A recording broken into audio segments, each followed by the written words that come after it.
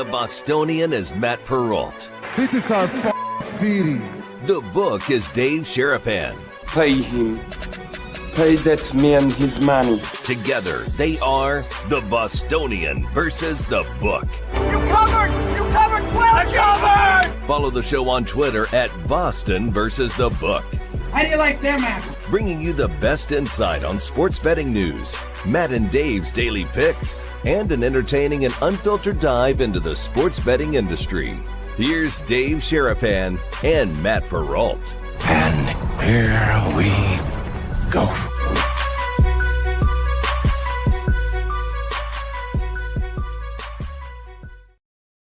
What's up, Brigade? How are you? Welcome into a Tuesday episode of the Bostonian versus the Book. Dave Sharapan and Matt Perrault with you for another 2-hour extravaganza here live on our YouTube channel at Boston versus the Book, on X Twitter by the same handle, replayed on Sirius XM channel 159 and on Sports Grid TV each and every night. You see Dave on there a lot more than me, but we're changing schedules, so you'll see a bit more of me coming up in July, so we'll be on a little bit more. But we got some breaking news at the top, Dave, we'll get to, but how are you on this Tuesday?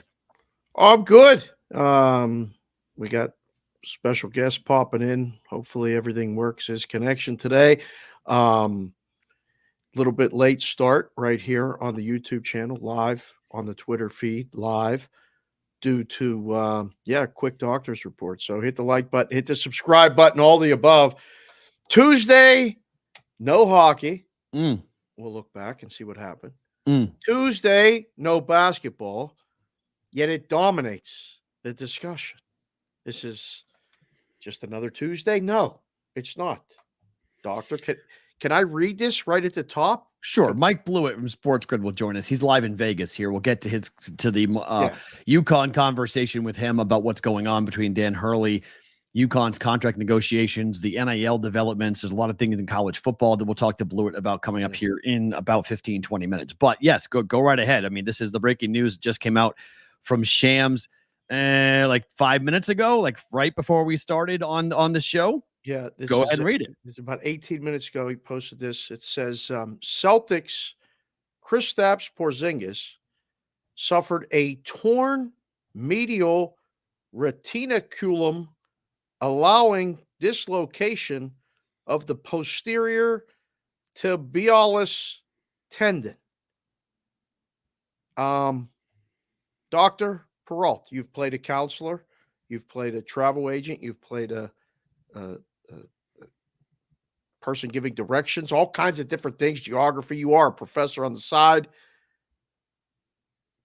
I mean, let's just get this right out of the way. Will, what the fuck does that mean? I have no idea. But I don't think he'll play game 3 or 4. I don't think Boston needs him to win the series. I think they got the 2 wins that they needed with him. Oh, I mean, this group is not losing 4 and 5. Like Porzingis meant a sweep. Porzingis meant that was on the table, that they were going to go there and win, both games in Dallas. Now they'll win 1 game in Dallas. And then they'll come back home and maybe win it in 5, maybe win it in 6. I think he's going to, it's a injury that sounds like a knee problem. So like oftentimes, if you guys have been hurt before, you probably can relate to this, but when you get an injury, oftentimes another part of your body gets injured due to compensating for that injury. So his knee may have been compromised by the rehab and or favoring. I mean, he was favoring the leg. There's no debating it. I mean, he was quasi limping on the leg. So they play tomorrow, they play Friday, and then they play on Monday. See you Monday. Like you're sorry. I know he wants to play in Dallas.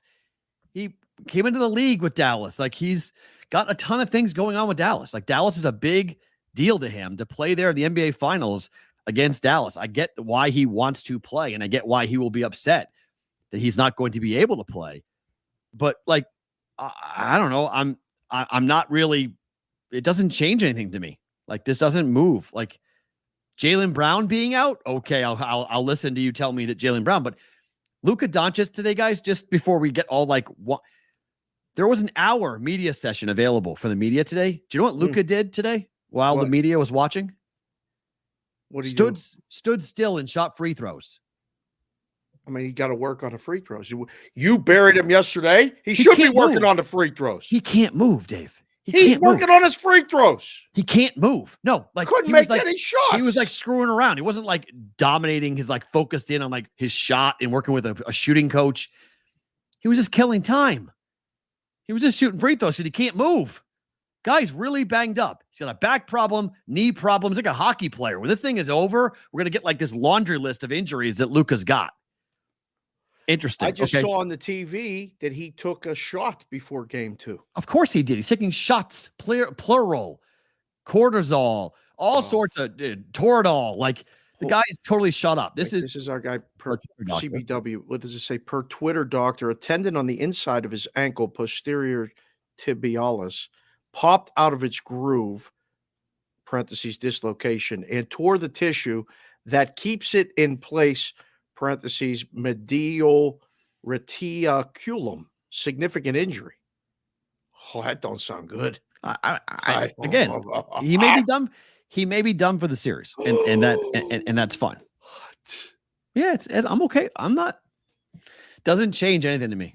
For the outcome of the series, it changes nothing. No, like he'll be out for. I mean, most likely he needs surgery. That sounds like you would need to go in there and surgically repair the place where his tendon is in his ankle.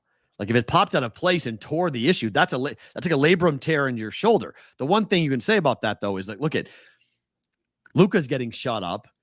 Porzingis might get shot up. Don't underestimate the idea that Porzingis, who we showed you the clip yesterday, he said, "I'll die out there if I need be." Oh, if he dies, he dies. So remember he said that? So like he may go, give me the drug. Let's go. Like shoot it up. What's the worst thing that's going to happen? Like, what's the worst thing that's going to happen to me? My knee's going to pop out of place and I need surgery. Like Boston's not going to let him go and play on anything that would cause a significant long-term injury where he could miss any time next year. They won't let him do it. No. So again, no. You have Al Horford, okay? You have a guy who is playing in crunch time and has been playing in crunch time the entire season. Remember, Porzingis was not there for 38 days. This is not like Boston going to go, oh my God, how are you going to do this? You got to reconstitute everything. He was a primary ball handler. He was a primary post player. He was a role player. He's a very good role player. And yes, the odds for him to go and become the MVP after game 1 were ridiculous. He played his ass off. Dallas wasn't ready for him. He won game 2, and he was out there and he was highly effective. But most of the effective plays he had were in game 1. This doesn't change anything. Porzingis being out, it just means this thing might go a bit longer, but it doesn't end the outcome. It doesn't change what is going to happen here. You guys keep on betting Dallas. Go ahead. Okay, the books are wide open for you. Keep betting Dallas. All of you, please. It's 2.5. Keep betting it, okay? Keep going ahead and bet in game 3. Yeah. Yeah. That's a fair bet. Up. They're betting them to win the series. Let's see. Hold on. Check this. Jimmy Jack putting 1,000 on Mavs minus 1.5. Keep on betting it. Go ahead. Jimmy Jack. Keep betting it, guys. Go right ahead. Mavericks minus 1.5 games. Are you high? I mean, win 4 straight. Like, what was wrong? Like, I'm sorry. Listen, I don't know who it was, but they might be. They might be high. That's a fair question. Jason Tatum, Jaylen Brown, Derek White, Drew Holiday, and Al Horford. All 5 of those players are playing in the series the rest of the way. If one of them gets hurt, okay, I'll listen. You take out one of those 5, and I'll listen. But unless there's another injury, because what this means is more playing time for Pritchard, who you better guard, and more playing time for Hauser, who has been streaky. He was great in game 1, wasn't great in game 2. But it just means Boston will go 7 guys instead of 8 guys on their bench. They may play slower. They may conserve energy, not play so up-tempo. But if you bet Drew Holiday MVP, you should probably be pretty excited. I mean, that is a live market for you now on this. Yeah. But Nikki, this is what I predicted was going to happen. Best case scenario, it's the same scenario I predicted. You're up 2-0. You win one of the two in Dallas. You need a Jason Tatum, killer game or a Jaylen Brown 40-point game, which he had in the last series. So you have a Jaylen Brown 40-point game. You win on the road. You win game 3. You win game 4. And then you come back home in game 5 and know that you have to win one game out of 3. And 5 and 7 are on your home court. So it's just,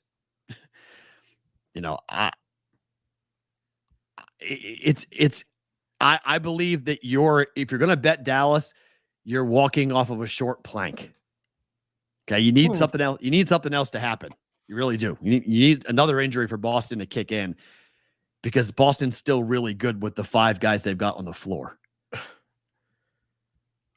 I'm so confused by all of this medical stuff right now. I would just cross him off. Right I would just cross KP off for the series. He's done. If he comes back, great. But I don't know if you really want him or need him to come back. Wow. It'll be pretty tough for Dallas backers if they don't win game 3. Right, fair. But no, it doesn't. It's not even 2-2. They are, but before it's 2-2, let's be 2-1. I think they're going to win game 3. I know, but hold on, Nikki. I think they're going to win game 3 regardless. I mean, it does focus Boston more in game 3. It does put them into a place that they like to be, which is everyone's going to question them and doubt them. So that's good. And then I think the number moved to 2.5, right? From 1.5 to 2.5. It's 2.5. It's climbing. moved now. Vegas Superbooks 2.5. Yeah. The offshores have moved it to 2.5. The books, other books here haven't moved it off of 2 yet. Circa's waiting. They have 1.5 still. They haven't moved it. They're waiting for somebody to come in there, probably make a play on Dallas because how could it lose now? Porzingis is not playing. Yeah. So according to this guy, Dr. Rapal Bar, doctor of physical therapy, fitness movement coach, one of these Twitter doctors, he says he's listed as day-to-day, and that status will depend on extent of that tear and how it's impacting the stability of the tendon and pain levels. AKA, sorry, Will, give him the fucking needle. Whoa! I mean, cashed the ticket. I mean, again, yes. 2 in under 15 minutes, though. Will's working today. Look, I would say this. Yeah, you can. I mean, KP is not going to be the MVP. Absolutely. Yes, you can go ahead and burn that. Bye-bye. That's done. I'll give you that. Bye-bye. But, I mean, I think there's opportunities for KP to be out there if they need him. I don't know if they need him. I mean, I don't know if they need him. I'm being honest. They got to win 2 games out of 5. You have 2 all-NBA players and Luka Doncic, who's banged up, and you have 2 of those games on your home floor. You win your home games, you win the NBA championship. Yeah, but we don't want this getting to 7, do we? I don't care. I do. I've got plus 1.5 games on the Mavericks. True. I would love game 7. Let's go. That would be good. I'm good. I win a bet on game 7 if it goes 7. So, I'm not sitting here sweating this and going, oh my gosh, I'm so nervous. This is so bad. You show me a Tatum injury. All right, now I'll go, okay. You show me a Brown injury, I'll listen to you. But Kyrie can't shoot a jump shot to save his life. Let's not kid anybody. You're not listening to anybody right now. You're not listening to anybody. But I don't believe Dallas wins in Boston. I think Boston already had their fall asleep game and they won by 7. That was game 2. Game 1 was a rout. Game 2 was a win. Game 3 should be a Dallas victory. I'd be very surprised. If Boston wins game 3, I'd be very, very surprised. NBA would be furious. What's good for business? Good for business is Dallas wins tomorrow. 100%. I mean, if Scott Foster is refereeing game 3, you know what it is. Oh boy. Yeah, I'm with you. He is the glue. Drew Holiday is the glue. I mean, he's a leader in the clubhouse. He's a guy with a ring. He's a guy with a ring. So, you need someone that was always the thing that I talked about in the offseason. I was like, get me somebody who actually has touched the Larry O'Brien trophy. Right. Show me somebody who can actually win, who has won versus Tatum and Brown and Horford, who, by the way, has become the player with the most playoff minutes in NBA history without a championship. They're playing for him. I love when the team starts to play for a vet that hasn't got there. When the Steelers galvanized and won for Bettis, that was one of the coolest runs and things. And I love when the guys do it for the Stanley Cup, like when a guy who's been on teams and then gets to a team or that team finally gets good and it's win one for that guy. That's good. That's been their whole mantra. Their whole mantra is Al, get him a ring because he may walk. Horford may win and walk. Like he's been playing for a long time. He's been win and waiting. Retire or go play somewhere else? Oh, retire. Okay. Be done. I can't see him playing anywhere else, right? No. He just wants to win a championship. He hasn't. Again, he's played more playoff minutes than any other player in the history of the league without a championship. This guy has been snake bitten his whole career, has played so hard, has tried to do everything he can do to help a team win. Yep. With Boston, then Philly, then back to Boston. So I mean, this is literally the Ray Bork situation. Get him a ring and let him walk and let him go off into the sunset and be excited about where he is. So that to me is more Boston's playing for something. They're playing together for something. And so this only brings them closer together because every question is going to be, can you win without Porzingis? Can you win without Porzingis? And they're going to go, didn't we go 12-2 in the playoffs without Porzingis? Didn't we do that? I got to ask questions. I mean, didn't we get to the finals without him? Like, really? Like, didn't we do pretty well without him? I think we'd be okay. No, the show's blowing up. It was a genius idea to call the show Bostonian versus the Book because we knew the Celtics were going to be here eventually. Yeah. The only thing better would have been in the spring if the Bruins were in the Stanley Cup Finals with this happening. This is better, though. This is better. Bigger audience. Yeah. Yeah, that's true. CBW 12-2, but not against Dallas. With what? A fucked up Luka? Oh! I mean, like what? Like, what are we talking about? Like, you're 12-2, but not without Luka. You do. Okay, wait. Now the next, I know your next point. Your next point is going to be this. Oh boy. Well, every star player got hurt, so it's the same story all over again, right? Another easy path. An easy path. It's an easy path all over again, right? Easy path. Oh no, it's too easy. They're peaking too soon. What's next? They're peaking too soon. Is that next? Is that next? Oh, Boston peaked too soon. We will take a sponsor for that if you peak too soon. We've been discussing that with someone on the side. If you got a problem with that, we can help you with that. But yeah, peak too soon. Go ahead, continue, sir. I mean, come on, guys. Like, it's such, like, your eyes have got to tell you what this team is. Like, just watch the games, okay? Watch the way they play. I mean, look at the numbers if you want. Look at who. I know. Breaking news. Kristaps Porzingis is day to day after injuring left lower leg in game 2. It's scrolling on the bottom of channels right now. Breaking news. Day to day. I'm not really writing anything, Big Tone. I'm just telling you the truth. Boy. I'm just telling you the truth. Coming at you. No, he's the guy that said Boston in 4. Sweep. He said sweep. So like, tell him, Big Tone. Like what? I never said sweep. I said Boston in 7. Worried? Remember, I said Boston in 7. Okay. Yeah. Just understand where we're at. Okay. I said Boston in 7. So like, there's all sorts of these like talking head nonsense around this Celtics team that's so interesting. And by the way, no one's watching. So the reason why all these things are being said, the reason why all these controversial questions and articles are coming out, because no one's paying attention. Game 1 was one of the worst rated game 1s in the last 20 years for ratings. Game 2 wasn't much better. Dallas is not a compelling team. Okay. They're not. The country is not interested. Dallas isn't compelling? No, they're not. Boston is? They have Luka. No, Boston's not really either. Everyone's sick of Boston. Okay. All right. I mean, everyone's sick of Boston. So I'm not debating any of that. Like the series as it currently is constructed is not interesting. It's game 1. People tuned on and they went, Dallas is not going to beat Boston. Next, baseball. Yep. Like that's what they did. When's my tea time? I'm going golfing. Like people aren't rearranging their life to watch the NBA finals because Dallas, Luka's fun, Kyrie's polarizing, and no one knows who anyone else is on the Dallas Mavericks. Boston's been the best team all year, and people are sick to death of the Boston sports scene dominating everything. So what are they dominating? Hold on. The Red Sox, I'm not talking about in 2024. I'm talking about from 2000 to 2024 now for 24 years. Well, 23, because last year wasn't so great. Patriots stunk. The Celtics went to the Eastern Conference Finals. What are you talking about? Yeah, they lost. Who cares? They went to the Eastern Conference Finals. Yeah, but I mean, there were the 4 Bruins teams. lost in the first round. There were 4 It wasn't teams such a playing. great year last year for Boston sports. Come on. There were 4 teams playing in the NBA, and Boston was one of them. That's a very successful season. Not by your standards. They got to win championships. That's fine. But by the New Orleans Pelicans standards, it's a parade.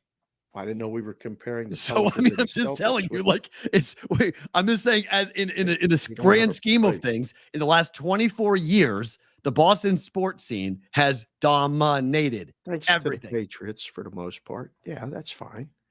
It's not even true. The Bruins have gone to 3 cups. Like, what are you talking about?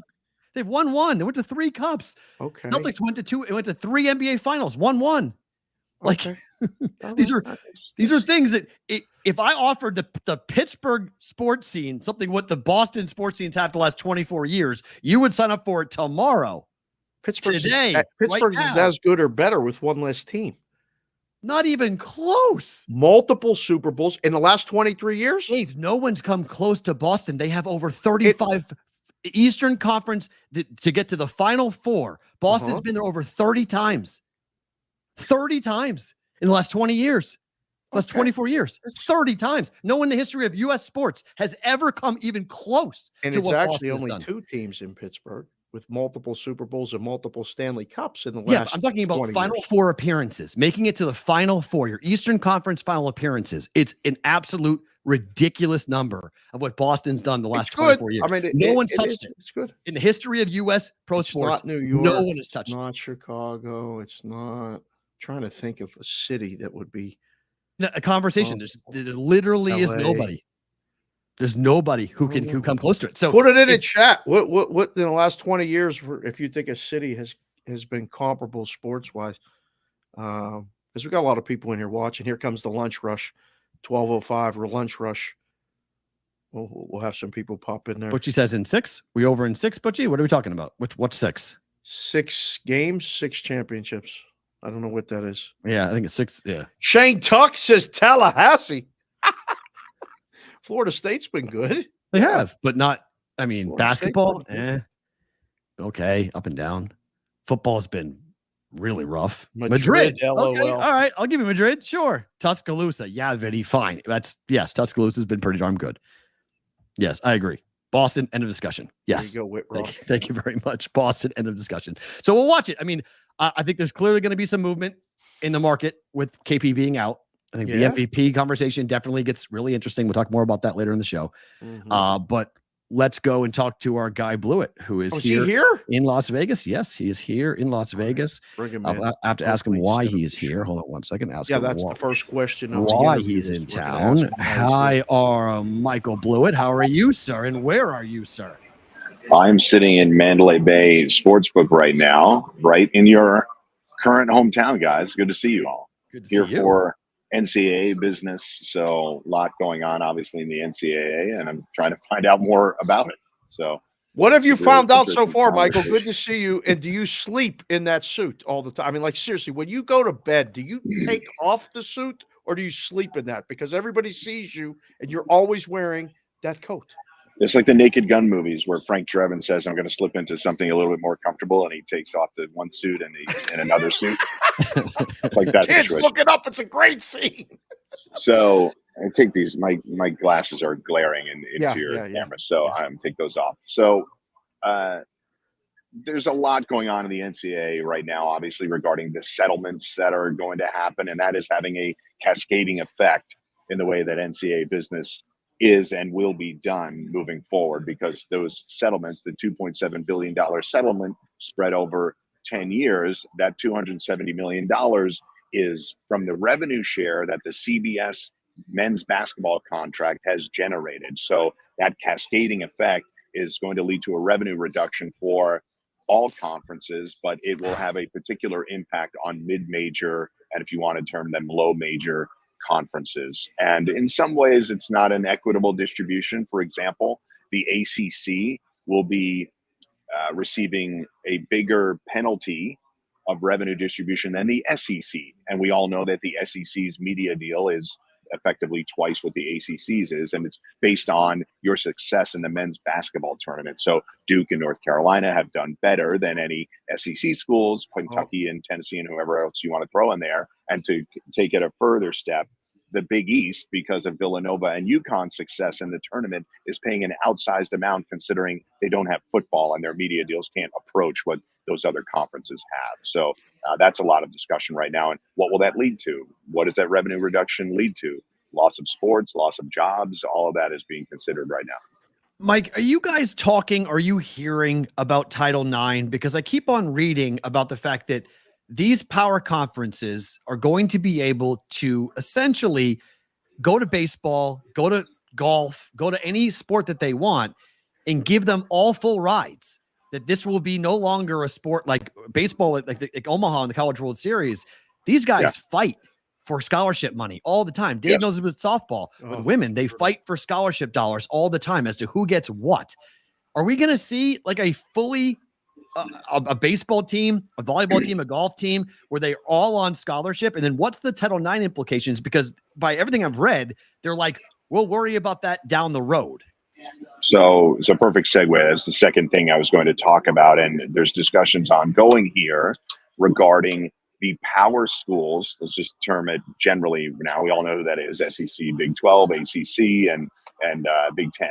So it's approximately 60 of those. Like, is that the number? 50 yeah, to because you're 60 reducing would be in that power, whatever. It's 10, 60, 10, 10. It's 65 or so. Okay. Because Washington State and Oregon State are in this nebulous position right now. They're technically still the Pac-12.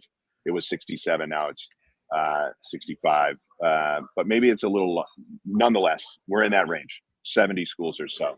Because obviously we've invited more in. The Cincinnatis of the world got into the Big 12 and expanded those conferences slightly, even though now the Pac-12 has fallen apart. So let's just pick that number, 65 to 70.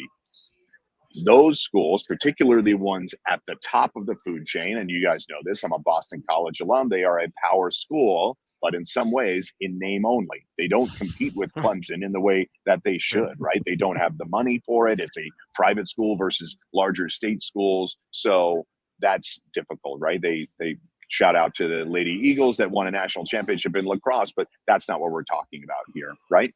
So there is a real discussion about what Matt said, that let us remove the scholarship threshold. So you mentioned baseball, Matt, which is one of the sports I was speaking about this morning.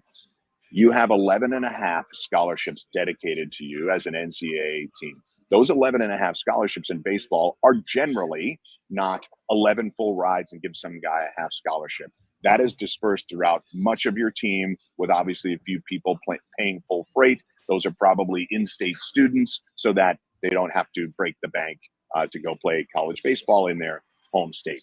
Now, imagine those 11 and a half goes up to 30 because Tennessee baseball says we're going to fully fund it. We have a limit of 30 roster spots. All 30 of those will be full rides. That's an extreme example, but that could happen. And I'm not suggesting Tennessee has been the one at the forefront of that, but those discussions are real. And I mentioned baseball. Now imagine the 85 scholarship limit in FBS football goes to 110. That is the end game. And the end game would be the new subdivision where the elite schools are competing, fully funding programs. They might cut other sports in order to do it, but they will fully fund programs conceivably with more scholarships. It'll be like the old days where Bear Bryant, example, just stockpiled people and guys that were the sixth running back on his team maybe could have been in all conference somewhere else.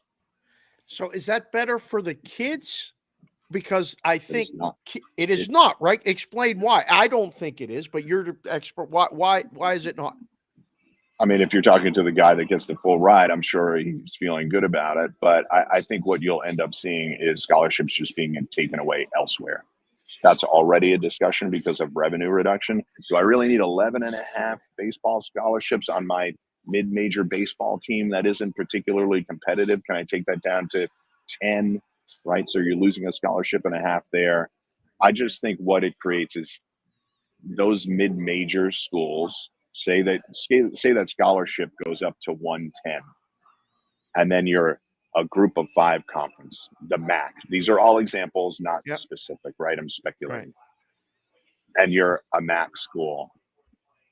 That recruit may now say, oh, well, cool, I get to go play at a power conference school and be in the elite subdivision. I may sit on the bench, but I'm a competitor and I'll fight my way onto the field.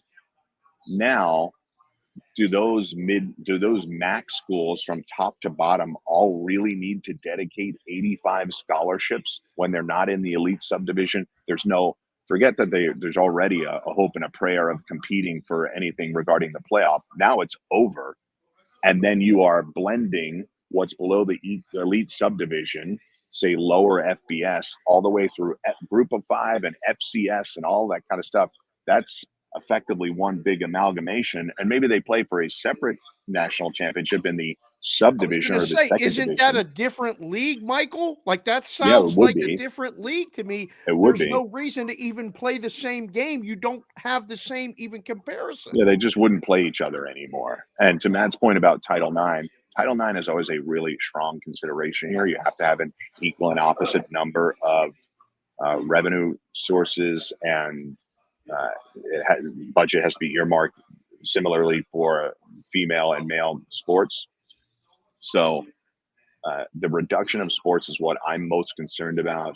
I have posited personally that I think Division III could be an interesting beneficiary of all of this, simply because if you are not going to be competing at the higher levels of Division I, and there's some very strong academic schools at the Division III level, you can still compete for championships. Perhaps you get a grant of some sort in order to play at a D3 school.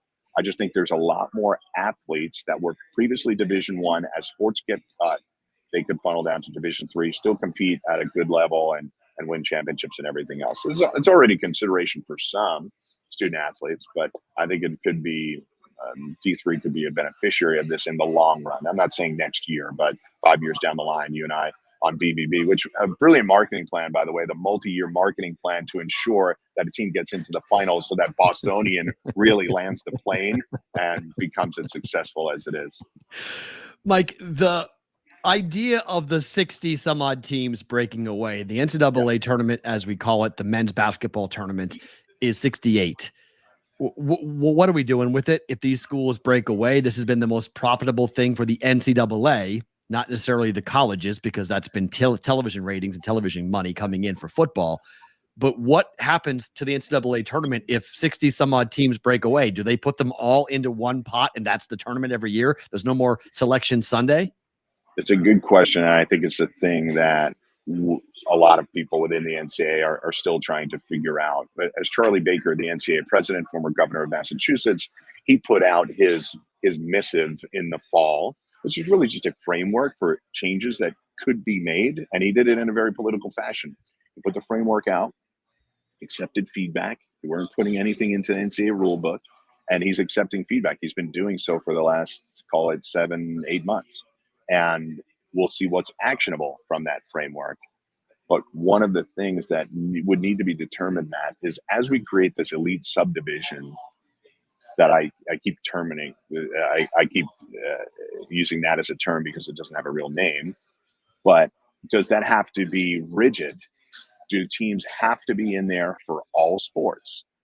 Can teams be in that for football? Then more teams in basketball, a certain amount of teams for women's basketball? Or does it have to create a hard and fast elite subdivision where, listen, only you 50 are in, and that's what it's going to be? And you're all in or you're all out. Is there an answer to that question, Mike? I don't think there can be, right? There's not. There's not right now. And to Matt's point, there are far more teams that can be competitive. The Big East schools, some of them don't even have football or sort of lower level football. Villanova, for years, their teams fine and competitive in FCS football, but they win national championships in basketball. They were, for a period of time, the best basketball program in the country with Jay Wright. But football wasn't going to rate in the same way. So what do you do with a school like that? What do you do with other schools that are highly competitive in basketball and football is a little bit of an afterthought or has more challenges in order to be competitive? You've been working nonstop since your plane arrived on Sunday because you will not text me, which that's fine. We're good. We're going to have dinner later tonight and hang out. I've already cleared it with the wife. So Invite Matt, by the way. Matt, you're invited. Well, Matt's coming too, if he can. We're going to get it all together. Yes, I already have it planned. I just didn't tell Matt. Matt, listen, he knows how I roll. I could text him and say, hey, you want to meet somewhere in 15 minutes? Yeah, we'll meet you. So is anybody talking about Hurley down there? Like, and all this stuff? Like, he kind of played the Lakers a little bit, or used the Lakers to get more money out of UConn. Does anybody say anything down there? What's going on? Yes, I think there's less. I think there's a little less surprise than maybe you see in some other sectors of sports and commentary. I think people understand that it was going to be a difficult decision for him no matter what. Yes, he has an opportunity to coach the Los Angeles Lakers, the most successful franchise along with Boston that exists in basketball. And he's getting a chance to coach they're going to tie in title. They're tied in titles right now, Matt, or Boston will tie the Lakers. How does that? What is it? Boston right will pass them. Number 18. Boston will have the most. We'll have the most. Yes. Right. We'll have the most. Right. By the way, Celtics in 6. I thought that from the beginning. It's not looking like 6 right now. So, so I think there's a little less shock here simply because the Lakers are a flawed team. We know that, right? LeBron is at the end of the road. Yes. Anthony Davis does get hurt often. Yes. And if it was, he wouldn't be offered the job if things were perfect there, right? So, I think there's a little less shock. The number was a big number and great for him, but he's going to get bumped up to $8 or $9 million a year at UConn. And in 5 years, just like what happened with Billy Donovan, if he decides, okay, now I'm done with college, then he can move on and get a pro job somewhere else. And maybe it's the Lakers. If the Knicks come calling, say the Thibodeau thing starts to fall apart. If the Knicks come calling, different ballgame. Northeast people, they all live here. He's got family all around. If he gets to coach at Madison Square Garden, he's going to leave. And the Knicks would give him $100 million that the Lakers did. So I don't want that to happen, obviously, because that means my Knicks would have to suck again before we move on to another coach. Right. But that's a real thing. And, the Celtics are in a good position right now. I think down the road, I'm talking 5 years down the road, Joe Mazzulla, things don't work out. And I don't know, Tatum and Brown somehow get broken up. I don't want to speculate in that. Right, I hear you. Right. I think their strife has been overblown. They're fine teammates and great players, and Jaylen Brown is constantly underrated. I think the Celtics' third quarter issues of the past have clearly not been an issue this season. We saw that the other night when they dominated the Mavs in the third quarter. Anyway, back to that. I think Hurley would leave for the Celtics or the Knicks, and that number would be big enough for him to do it, but also his life would be more comfortable not having to move across the country. Yeah, East Coast guy using the Lakers for leverage to get a new contract out of UConn, and it's been kind of reported by Shams and others that was kind of the play all along. That's why it leaked out as quickly as it did, that he was talking to his team. Like, those were all plants to get this thing out into the media and make UConn go, oh my gosh, we might lose him. But what do you make of college coaches leaving the sport to go to the pros, where we've seen college head coaches, college power head coaches decide to become D coordinators and O coordinators in the NFL, saying, I can't handle this. I'm going to go to the pros because it's now coaching pros anyway. So if I'm going to coach pros, let's go coach real pros and go live in a place that may have a bigger market and less stress on me than being a head coach in college. I can go be an OC, make as much money, and not be the guy that everyone's yelling at on a Monday morning. How big of a concern is that right now in the college ranks? Yeah, I mean, it's a fantastically stressful job no matter what, but the spirit of your question is spot on. There are a lot of complications within managing transfer portals and NIL deals and siphoning money towards that and figuring it out. For example, you mentioned a head coach leaving to be a DC somewhere. So we obviously saw that with Chip Kelly going from UCLA to Ohio State. My alma mater, Jeff Hafley, who's the head coach there at BC. He decides to go to Green Bay and become the defensive coordinator. They bring in Bill O'Brien. The reason I bring that up, not just is because my alma mater, but Bill O'Brien hired a GM, a former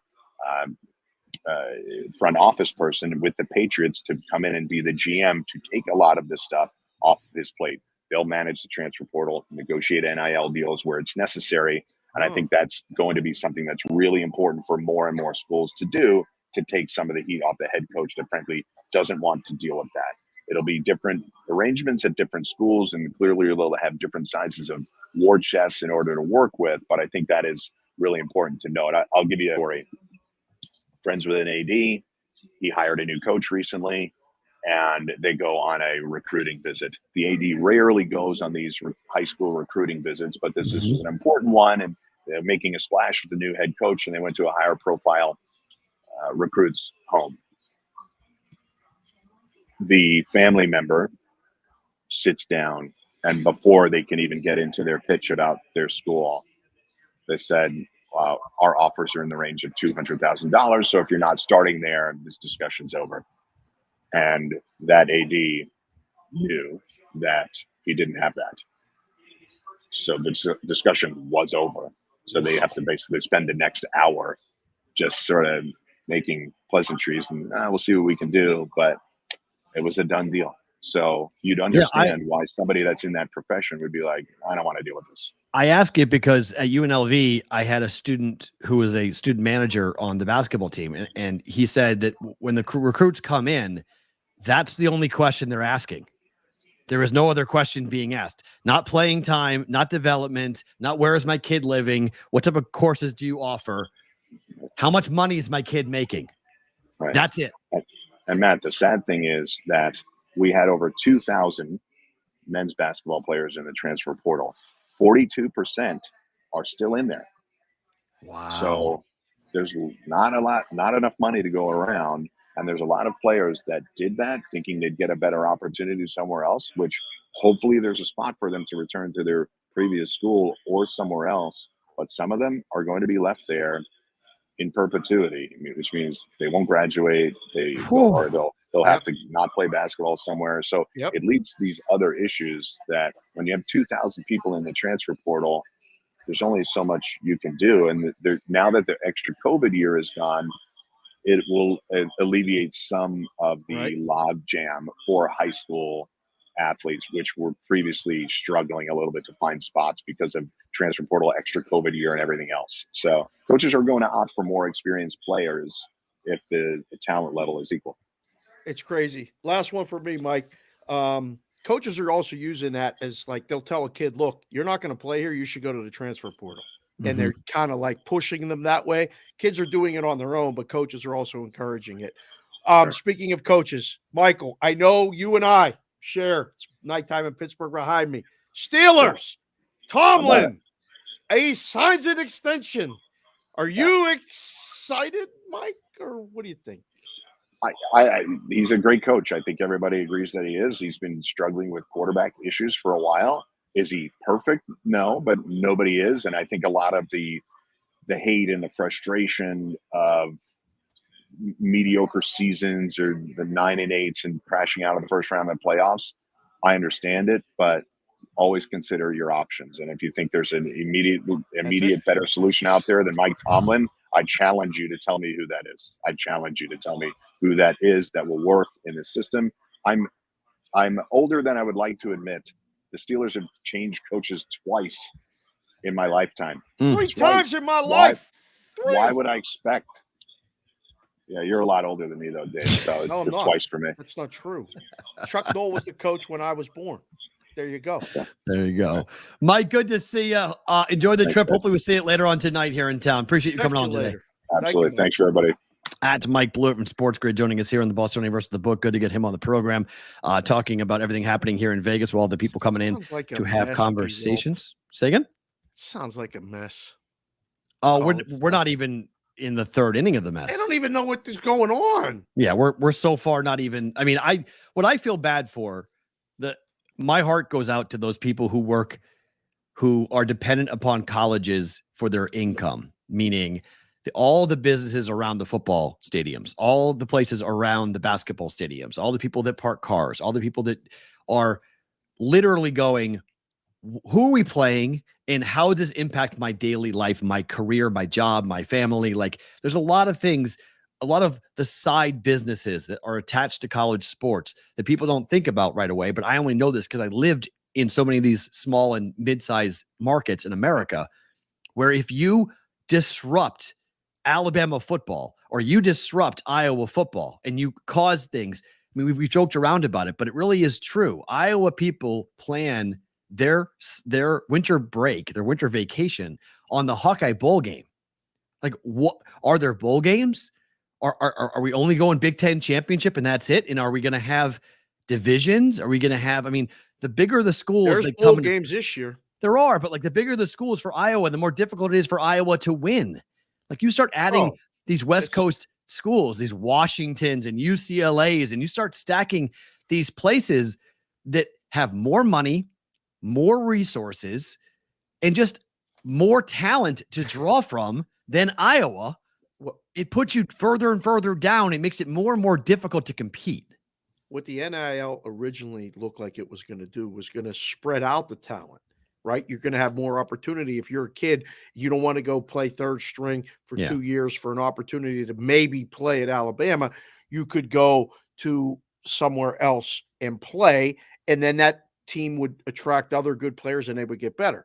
And instead, thank you, Mike, for coming in there. But instead now, what Mike just said was it's going to be like the Bear Bryant days where guys 1, 2, 3, 4, and 5 at Alabama are all Americans because they're going to offer them all scholarships, more, and they're going to stay. And the good schools are going to stay good, be better, have deeper talent. It's going to be a different league again. I can't say that it always was, but the more dramatic. Yeah, more dramatic of a difference. And Ricky Stanzi's ankle, well, maybe AOWN. Ricky Stanzi's father tried to get me fired, so I'm not a very big fan of that family. So who in Iowa didn't try to get you fired? Good point. But Ricky Stanzi, I was in the room when Ricky Stanzi's father was on the phone trying to get me fired. I was in the room. My boss was on the phone. He put me on mute. He goes, "You know who I'm talking to?" He's like, who are you talking to? Ricky Stanzi's father. Really? Yeah. Listen to this. Speakerphone. Go ahead, sir. I sat there listening to the whole thing. It was awesome. Yes, sir. Yes, sir. Yes, sir. I'll address it, sir. I'll talk with him, sir. Yes, our talent is free to say what they want, but I'll talk to him about what he said about your son. Blah blah blah blah blah. Hangs up the phone and goes, "That was the biggest waste of my time. Please stop it." It was so should have asked Ricky Stanzi's dad to come on the show. I would love to find out if he actually knew that I was in the room. Like, I would love to find out. Be like, when you called and you talked to Joel McRae and you called the GM of Clear Channel in Des Moines and demanded I get fired, did you know I was in the room when you were doing that? Man, oh man. Because I was in the room. That was too good. We'll have to see if we can track him down. We'll have him on the show sometime down the road. By the way, a couple updates. First, Porzingis is walking under his own with no limp. 2, he walked to media day, sat down, did a full interview with everyone. Looks great. 3, said he'll only not play if the medical staff prevents him from playing, meaning Joe Mazzulla will not put him in the game. He says, I'm playing unless they tell me I cannot play, I am playing. And they asked him, you said you would die if that's what it took. And he said, hopefully that's not what's needed, but I'll do what I got to do. Yeah, he playing. So he's playing. Decoy? I'm texting. I'm tweeting back and forth with Clint Hurdle, former manager of the Pittsburgh Pirates. Hi, Clint. Hi, I hope he's watching, Mr. Hurdle. We'd like to have you on the show at some point to talk a little bit of baseball. It is Skeens Day, which we will get to. Yes. But you see the size of Porzingis' feet? Like when he came in, he was wearing flip-flops. He's 7'3". They're skis. I mean, literally two like skis with the, do you like flip-flops with the thing between the toe, or are you an over the top guy? I wear between the toe flip-flops. It doesn't bother me. It doesn't bother me. Ask the chat right now. When you wear flip-flops, are you a between the toe guy? But a flip-flop is a between the toe. A slide is the one that's not between the toes. Do you prefer flip-flops or slides? That's there you the go. question. Okay. Yeah. So that's put a pull up. I wear them both. I hate the flip-flops with the thing. I don't like wearing flip-flops. I don't like wearing the thong, you want to call it that, flip-flops, after I work out. I prefer slides after running, working out. They're more comfortable. Slides are minus 800. Only if it just depends. Just depends upon what I'm doing. The thing between your toe, your trip, all that there, alpaca slides only. Flip flops should not be made for dudes. Thank you. You can't run. You can't walk fast in slides. That's the problem with slides. Where are you going fast when you're wearing slides? You're chilling. No, I'm out. I'm doing things. I wear flip flops as actually like Put footwear. a poll up on the Twitter for the kids to vote, please. Put the slides or flip flops? Which do you prefer? Just put it up. We got people. The chat's flowing. I can't keep up. Slides. Thongs. Who doesn't love thongs? CBW. Stay focused. What are you doing? 1 star. Jesus. Heirs. Bethlehem's. What? Those are for the kids only. You got to have good feet. The feet got to look good. If you wear them Jesus sandals, the kids call them Birkenstocks. Do they still even exist? Birkenstocks? Is that what? Yeah. 100%. Yeah. Slides. Birkenstocks for Slides. sure. Which do you prefer? Slides is going to be an overwhelming favorite with this crowd. We could ask for a slide, some sort of sponsorship from them. All sponsorship opportunities, ask the BBB at gmail.com. Cheshire Cat, somehow I know that you would like wearing Birkenstocks. Cheshire Cat says Birkenstocks are rad. My favorite conversation right now is that Madeline's favorite, like Alice in Wonderland, like one of her favorite movies. And I just she is constantly amused whenever I tell her that that whole story is an acid trip, right? The whole story, and then that results in you explaining what acid is and what an correct. acid trip is. And she's like, "You're doing a hell of a job, Dad." She's like, how does somebody hallucinate and then see a cat? It's like, well, the substance goes into your brain. You think you see things. It's why people take the substance, because it makes it go. And she's like, but like the falling down the rabbit hole. I go, think about it. When you take a substance, you fall down the rabbit hole. That's what that means. You go down. And she's like, what's the white rabbit? I was like, well, we'll talk about the white rabbit some other time. Like that's too adult for you with the white rabbit. She says she's 10, but she's not even 10 yet. I don't right. Off with her head. She's very interested in because she likes the guillotine a lot. So she wanted to know the history of the guillotine. And then so off with her head comes from that. So Mary of Scott is who the Queen of Hearts is based off of, who was the person who was made the guillotine famous. It was invented in France, but Mary of Scots is the one who brought it to England and chopped everyone's head off. This is the literary portion of the show, boys and girls. Just saying, breakdown of Alice in Wonderland. That was good. Opium or LSD, Ian. Although with your picture, you may know more than I do about that. Ian lights out. That's a great avatar. More than that substance, and I have never taken opium, so I don't know the I don't know the hallucinogenic properties of opium, so I can't tell you. I have a clue. I've taken other things that made me hallucinate, but I've not taken opium. So I've never done any of that stuff. At some point, maybe I will have to. At some point, I don't know. They didn't have acid when it was written. What are you talking about? How's that even physically possible? Well, maybe it wasn't called acid. LSD wasn't invented yet when they made Alice in Wonderland? Really? That might be true. Oh no, that's true.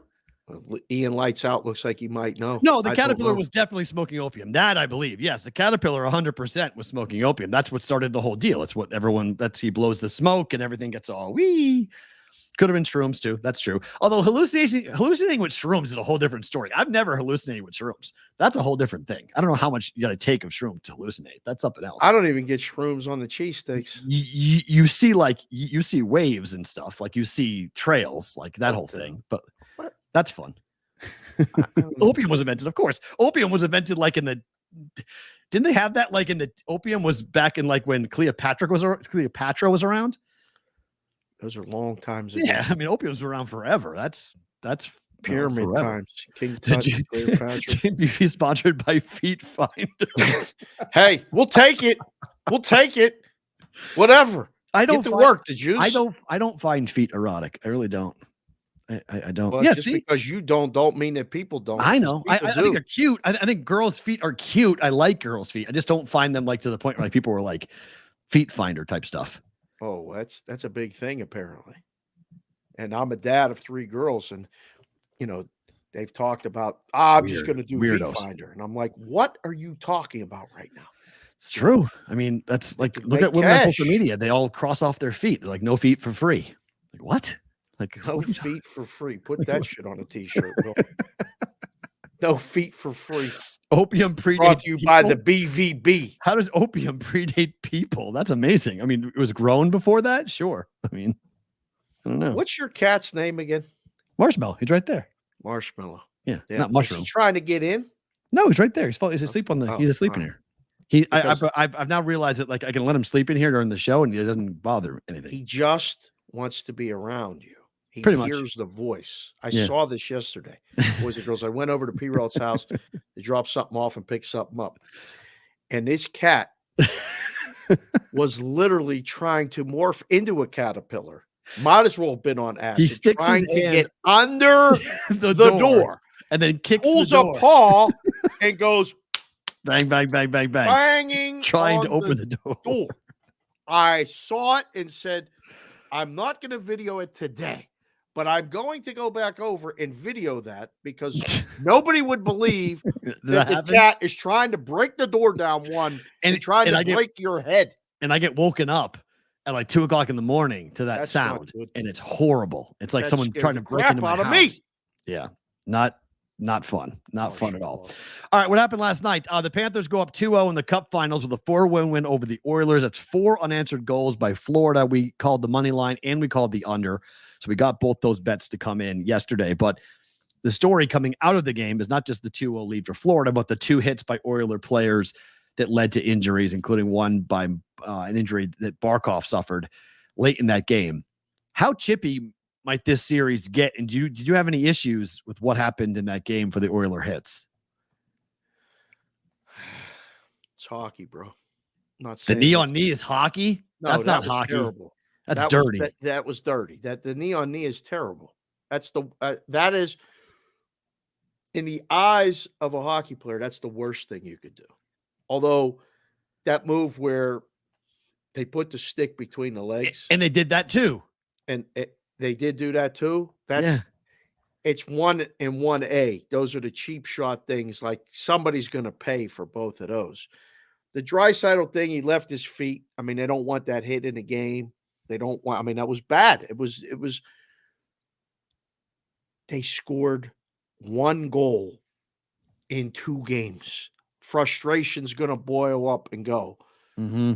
It happens. I'm not saying it's justified, but it's going to be different in game 3. Paul Maurice was asked about it. This isn't the Oprah Winfrey show. My feelings don't matter. I want to play for that guy. I love his post games. I love when they interview him between periods. I literally can't wait to see what he's going to say. And I can't say that for a lot of people. I mean, when you were young, I was young. I used to go to all these press conferences and I was like, what are we doing here? Mm-hmm. I can't wait to get to his. What did that say? Konowinski, 7 shots in what? 30 minutes. Yeah, that's no bueno. This is our Espanol portion of the show. Good job, Vinny. Appreciate that. A bad situation, and the Oilers are at home for game 3. Do they win game 3? Oh, they're winning game 3. Yeah. I think they will win game 3. I think that I've been in that building. I went to the Stanley Cup final 2006, game 3. Mm-hmm. Flew up from here with my boy Barry. The amount of emotion, everything else is unbelievable off the ice. But that at least told me at the end of that game, they're coming to fight. Like they're Right. Yep. Agreed. You guys won your both home games. That's what you're supposed to do. That's fine. We're going to be there. Make sure you bring your passport so we let you in the country. It's a long flight. Okay. But we'll be there. The game's on Thursday. Yep. So we got an extra day to heal up. I just think it for a long time that last night, that game was close. Edmonton was leading. Scored first. And They then scored on their first shot. They didn't have a shot on goal until they scored. And that was a bad goal. I mean, I haven't been able to say that about Bobrovsky giving up a bad goal for a long time, but it was a 2-on-1, and he kept looking at the passer. It's an old school thing. 2-on-1, goalie's got shooter, defenseman's got the passer, make sure it doesn't get across. Just come out, get on that top of that crease, and just make the save. And it went right between his legs. But it's going to be an absolute war. Under. Heard that before, Butchie. We've been talking about it every day. Florida better pack a lunch. Better pack a lunch, big business. It's going to be here a while. It's going to be good. Don't miss it. Don't be late. Yeah, game 3 is going to be fun. Don't be late. It's a 5:20 start Pacific, 8:20 Eastern. Wow. 6:20 Central. Don't be late because it's going to be good. I'm going to be real good. To baseball we go. 0-0 after 5. Then 4-0 White Sox. Yeah. And they lose 8-4 with a grand slam walk-off. They are now 17-50 on the year. Fellas, if the White Sox are on the road and they have a lead at any point in any game, it is an auto fire against them. Got to do it. No matter what the score is. This was 4-0. I couldn't do it. It was 4-0. I was like, they're going to win this game. I was like, I can't bet this. Can't bet this? I didn't do it. I should have. I looked at it. I was like, all right, 4-0. I was like, it's Fetty. He's pitched well. Maybe they'll win for him. They like playing for him. Okay. Nope. You know what's fun? Taking 3.5 plus money. Right. That's fun. I did it. I was on with Nice. Ranieri, and I said, I don't know. I don't want to make this oversimplified, but I'm taking plus 3.5 plus 130 right now. Okay. I mean, what's the worst that can happen? The White Sox keep a 4-run lead and you lose a bet getting plus money. Or you get the home team who was favored by minus 200 before the game, plus 3.5 runs at home against a historically bad bullpen, at one of the worst bullpens in a long, long time in baseball. I mean, they're on pace, the White Sox, to have 50 wins. 50 wins. I mean, terrible. Whoa. Terrible. I mean, terrible. 50 and 112. I mean, it's not as bad as the 2003 Tigers. That's the worst record in all of the American League. Which, by the way, did you see our friend Josie Myers? Yes. He's keeping track. That's great. He's calling it the tracker, the worst team with the Tigers, and comparing them day by day on the Twitter. Follow him at Josie Myers. Follow the show at Boston versus the Book. You'll see it. Retweet it. Joe's doing a great job. Thank you. Hat tip to him. It's really interesting because you can't. Wow, 62 Mets territory. It is, but they're not going to get there. But I mean, 40 wins, right? They were 40-120. If they really go south, and I can go really, really bad in the second half of the year when they start trading, because remember, Robert's going to be traded. Fetty most likely is gone, and then I think they probably will hold some type. They may hold on to Crochet, but they'll definitely listen to offers for Crochet. But Robert's gone. Fetty most likely is gone too, and then Crochet would be a question. But if they get rid of all three of those guys. I mean, you mentioned before, like they're going to bring up the kids and the kids may play hard. Okay, maybe. Or maybe the kids are over their head and they get annihilated. they get killed. I think there'll be value on them in September. Maybe. With the kids, when maybe. Nobody's watching. Right. That's when the rhombuses and the parallelograms, they snipe those big prices because you just assume that the White Sox are just terrible and the same team and they already have 87 losses going into September or whatever, and they're plus 250, plus 280. Padres will sell the farm for him. Do you think so, Nikki? The Trey Crochet, they're breaking it. I mean, I think they're gonna go all the way down. Yes, I mean, we regulate the A's and the White Sox. Best prospect in the Cisse trade, right? That's true. But and then I mean, Fetty would be a good addition to a rotation for no question. Fetty would be. There's phenomenal. no question. Both pitchers, Fetty and Crochet, both would be no dynamic. doubt. I mean, if the Dodgers, Crochet's a good addition to anyone contending, but you would go put him right in your rotation with the thought that he's in there for the next 3 to 5 years. Yeah, I mean, I think you'll see at the trade deadline, the vultures will come, circling. It's just how much stomach will the White Sox have to trade away any young talent they've got with their fans going, okay, we're going to lose 100 games. When are we going to be any good? Like in 5 years, 10 years? This is a good point. This is a good point. We haven't talked about this. We should have talked about this more. This is true.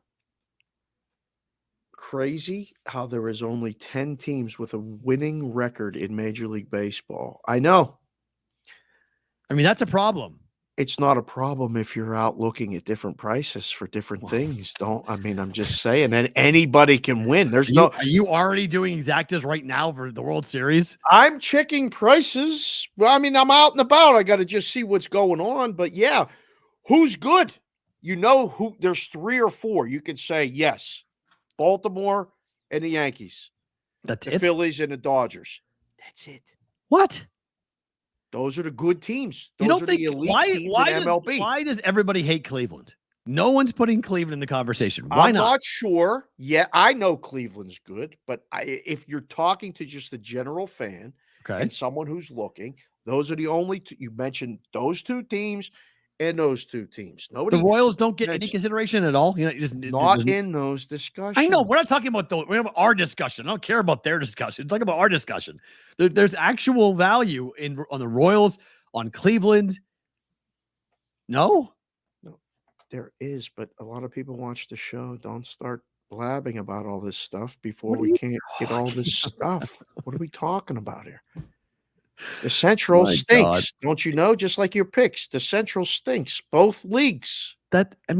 Fine, but the Central can stink and the Royals can still be good. They're in the Central.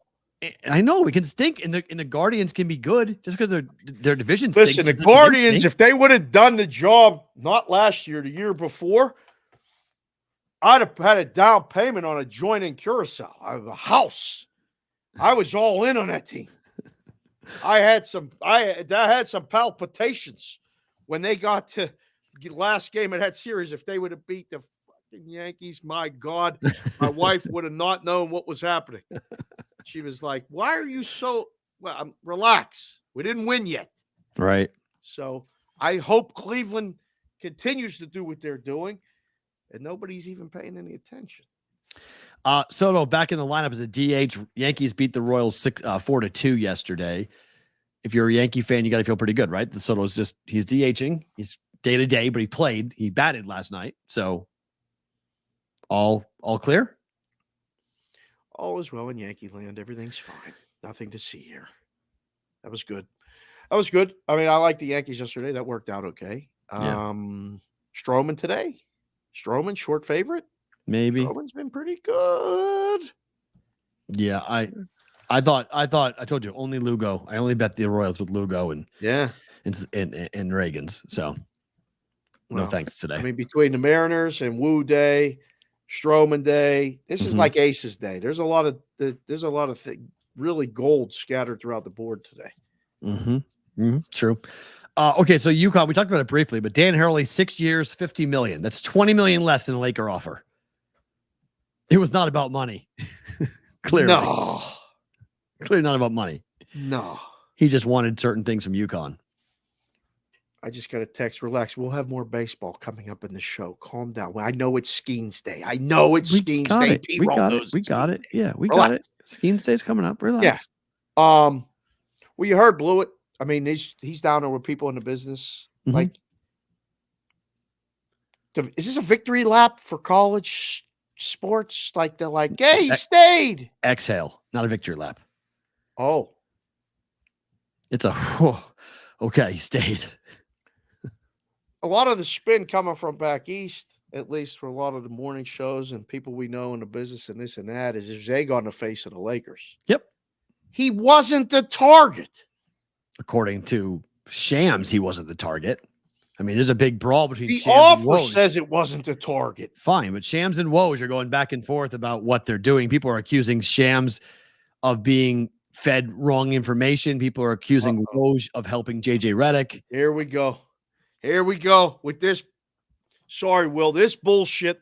The NBA draft's coming up. The 2 guys with the biggest amount of followers. One does shows on the sports book. Here we go. He's saying this. He's being fed this. It's all bullshit.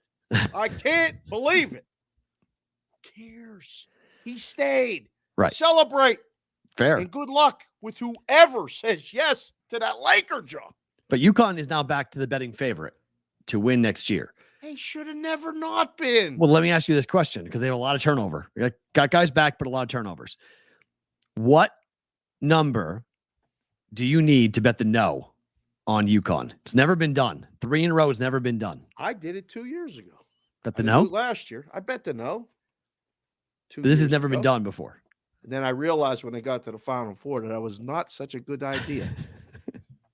But I think I'm going to start to do future wagers all keyed to UConn not winning a third championship.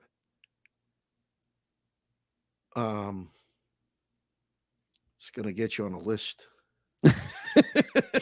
I don't know if you need to be doing that. Why not? Just advising you. I'm just saying. That's what I'm going to do. I'm going to go and I'm going to parlay UConn. You don't have to say everything that you're doing here on the show. Why not? I'm going to say that. I'm going to, because they're not winning it again. UConn's not going back to back. Oh, clip this. Here go ahead, we go. Clip it. They're not winning it again. They're not, and even if they did, I could just fade it and bet UConn to get out of it. Just bet on when they get to the final game. Never getting anything sponsored in Connecticut ever. Oh, that's fine. It's bad enough. You don't. It's got nothing to do with that. It's not happening. Like it's just the odds are going to be astronomical. It's never happened for a reason. In the NIL world, like everything else, like they said the same stuff last year. Now he's I don't back know with motivation. UConn was really good last year. UConn they lost like 70% of their team last year. They had it all back. This is a whole new team for UConn. Nah, not happening. No. Okay. I hope you're right because I would like to see someone else new in there too. UConn is not winning it all again. And, I'll say this here in Coach middle Matt of June. Button. I'd love for it to be Creighton. Oh my God! I'll wear that baby blue suit everywhere. It'd be great.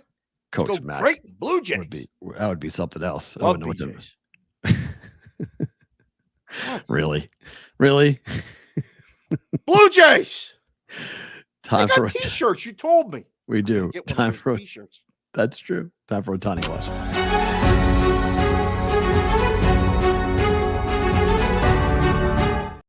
All right, you guys have to imagine this. Dave comes over to my house yesterday after the show's over. We're sitting at my kitchen table, just kibitzing and talking.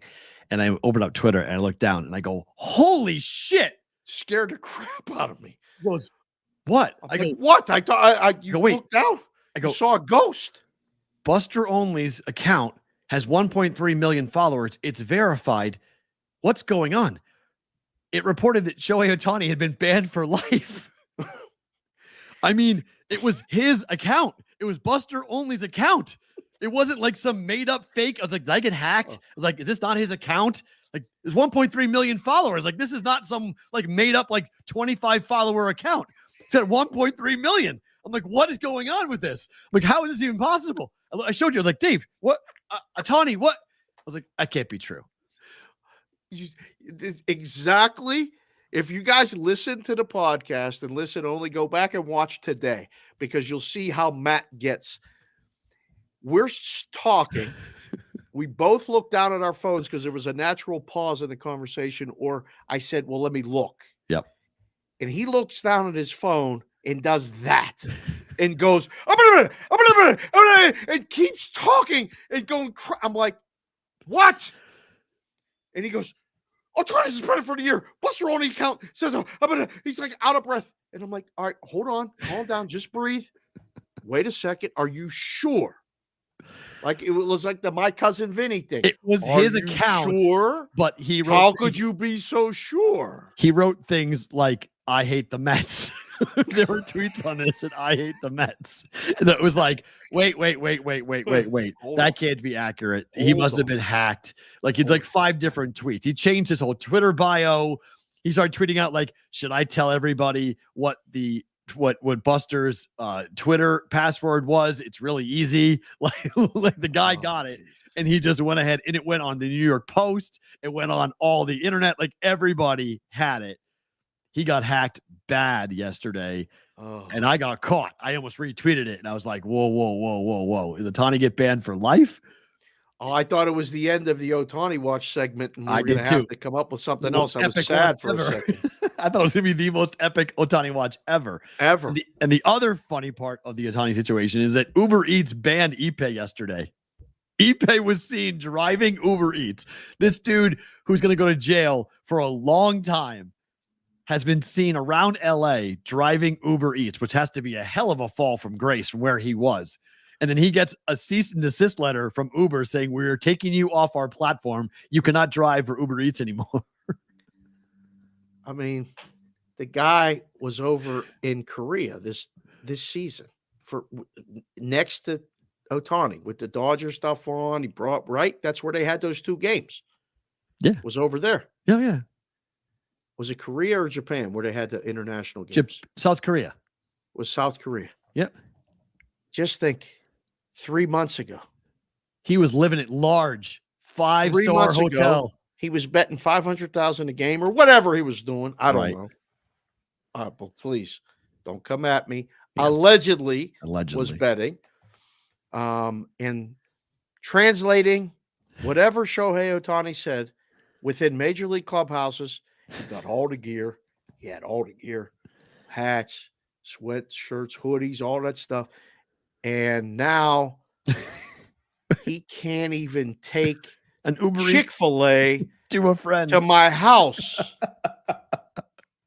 That is some shit. He gets banned. I mean, how did that go? Like, I was riding large, and now I can't even deliver a $10 hamburger. Like, I can't even do any. Like, I'm such a pariah that I can't even drive for Uber Eats. How in the world did that even come up? Because he used to drive before he was working for the Dodgers. He was driving for Uber Eats in college. He had driven for it before. He had an account before the Angels. Before he started to get involved with Otani. Yeah. He then he was driving for Uber Eats. He was doing other things. It was one of his side jobs, was driving for Uber Eats. So he was already on the platform. He just turned the system. Yeah, he just turned the app back on. You're always in the system. He just turned the app back on and was driving. And then someone took a picture of him in LA and said, is that Eppe driving for Uber Eats?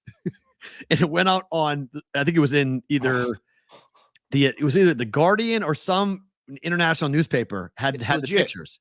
It happened. This all happened. Uber issued a whole thing. Like, he's been removed from the platform. I mean, one of our wrenches, Sonic, which again, our wrenches do a great job. Our chat does a great job. I just looked down. He came up with a really good one here. He said, I wonder if he got fired during a delivery. Some poor dude didn't even get his Whopper. Now, wouldn't that be something? That's bad. That's bad. It's a riot. I mean, can he do DoorDash instead? Maybe, yeah. Sports Avenger? I don't know if you're in the system or do you want to, if you're a DoorDash, do you want the publicity that comes to letting him deliver for you? Like, you're working for him? It's a white collar crime, right? But he still, allegedly stole millions and millions of dollars. There ain't other people that did other stuff driving around with the Uber Eats and the DoorDash? I don't know. I don't know either. I don't know, but poor Eppe, he can't do anything. Really sucks for him. Watch the speakers, boys and girls.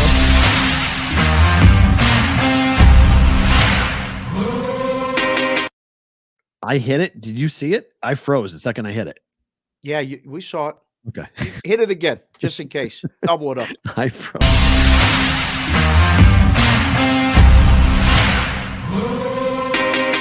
Brigade Proxy. Brigade Proxy NFL story of the day. That one was full bore. Yes, sir. Crank it up. 702-570-8255. Email us by going to thebvbshow.com. We will effort to reply. We're teaching Dave how to reply to emails. So hopefully you got the emails. You replied to the wrong person. I didn't know there was an extra layer step.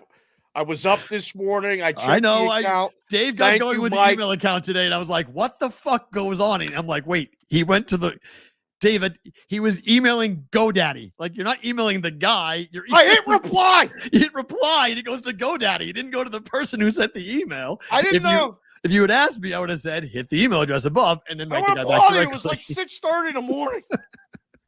I was like, what? I'm going to check the email. Like 5 different emails. I'm like, I don't think that went to anybody. I don't think they went to the right person. So if you did email us, we'll get back to you for sure today. So we apologize for any delay, but thebvbshow.com to get into this. So 2 stories for you guys here on the Brigade Proxy Info story of the day. The first being Aaron Rodgers, unexcused no-show from Jets minicamp. God, I can't wait for the season to start just for this. I can't wait. I'm going around what is buying all this? the Jets stuff I can. All of it. What Can't is wait. this? It's great. What do you mean, what is it? It's great. For who? For the Jets or for content. content? For content. I can't wait. This is going to be awesome. Unexcused, meaning a fine is coming for him. The Jets can't do anything about it. He just chooses not to show up, and he's going to pay the fine. Call him up and say you're not coming. It's an important thing to Aaron Rodgers, according to the coaching staff. This was an important thing for Aaron to be. So he's like, I'm not showing up. Sorry. Thank you very much. I love it. I love it. It really is ridiculous. I mean, if it's political, look out. Like, just hopefully this has nothing to do with politics. But if it is, I hope not. Oh, no. Yes, he's an absolute content factory. There's no debating on that. He Oh, Chef B, without absolute a doubt. content factory.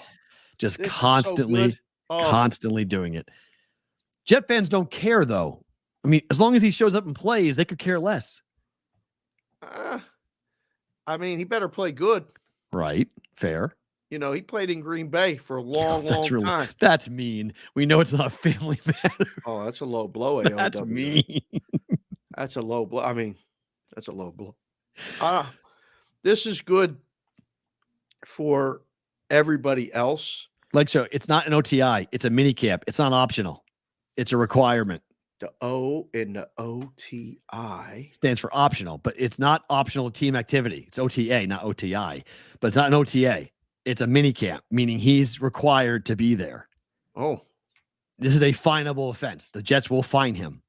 I got to be honest. I get distracted every time you pop up Lake Show Magazine's avatar. Really?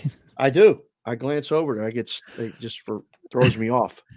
So feel free to say a lot more stuff there, Lake Show. And if you guys are watching, put your stuff on there. You know, comments are welcome. Don't be a jag off. That's the only requirement. OTI is very different than a UTI. Very different, Mr. Anderson. Very different than a UTI. Yes.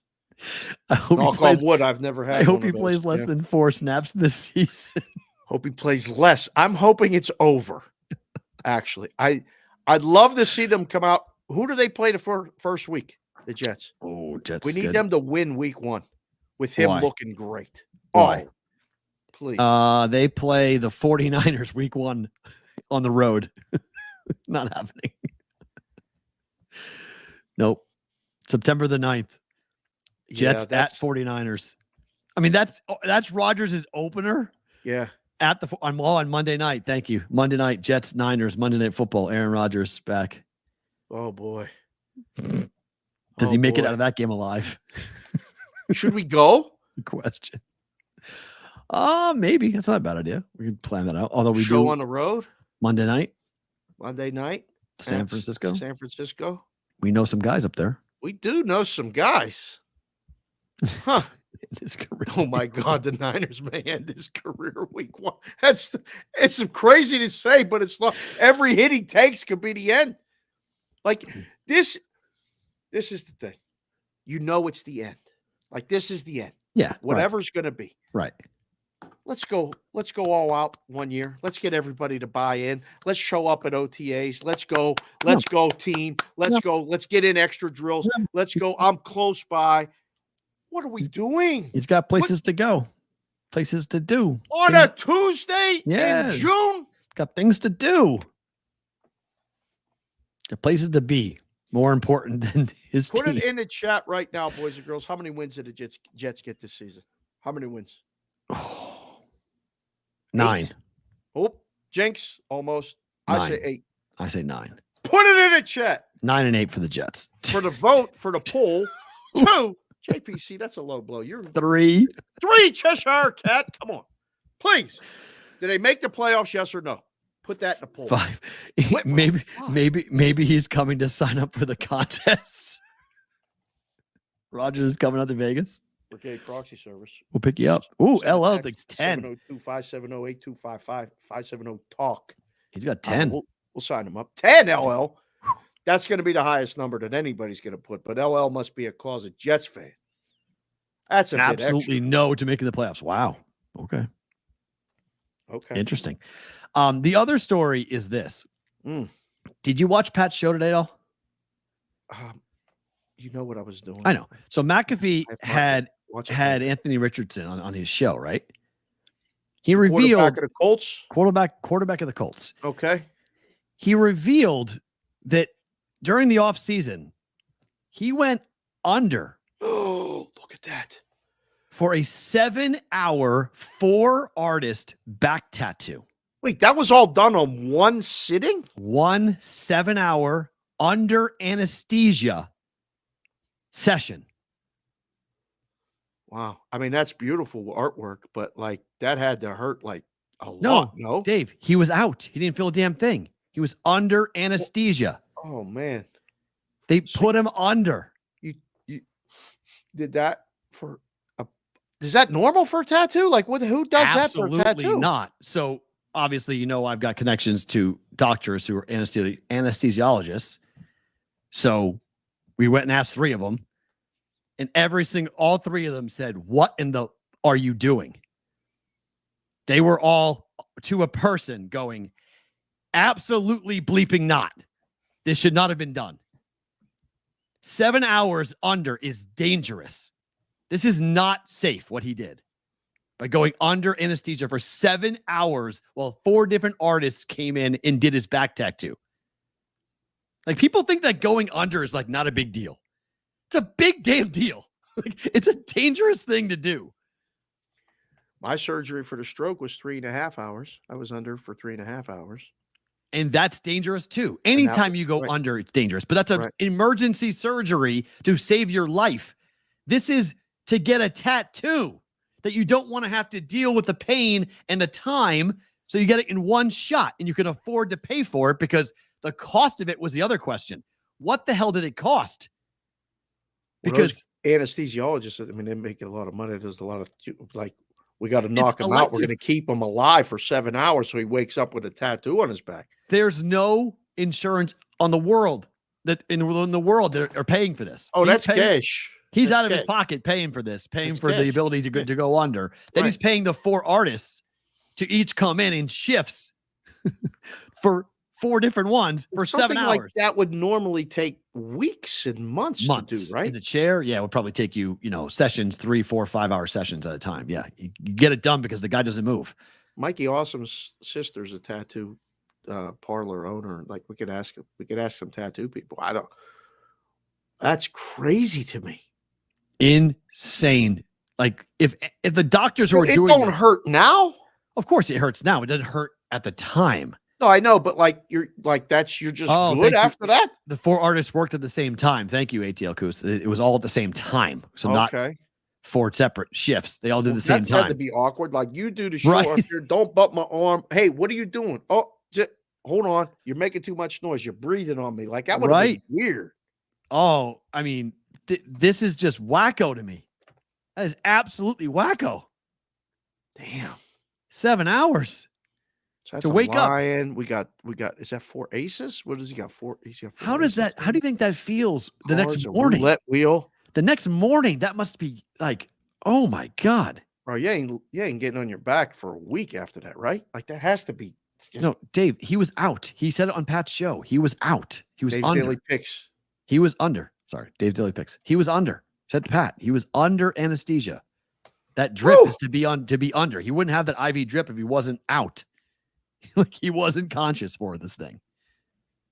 Oh my gosh. Yeah, I mean, people are ripping him for it. People are saying that it's and he said, I know people will come at me for it.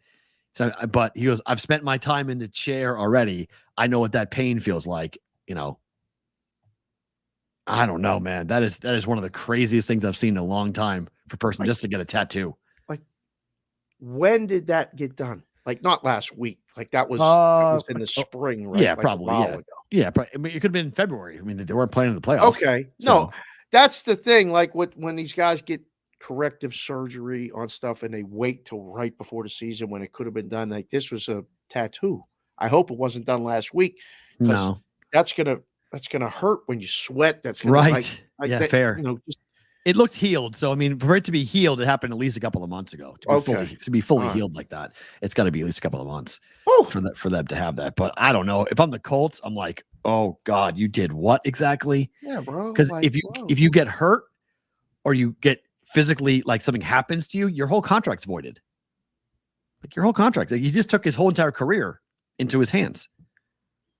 Wow. They could void the whole contract. You come out with a stroke. If you have a problem while you're under, like if you have issues while you're doing that, infection, you get staph infection or whatever it might be on your back. Like they void the whole contract. They're like, goodbye, see you later. We're done. I'm not sure about any of that. That's not good. Not smart. All right, Skeens Day. Pirates laying 130 at the Cardinals. Total 7.5. Yeah, we hit the B squared play of the day yesterday. That was nice. That was good. Mm-hmm. Skeens at St. Louis.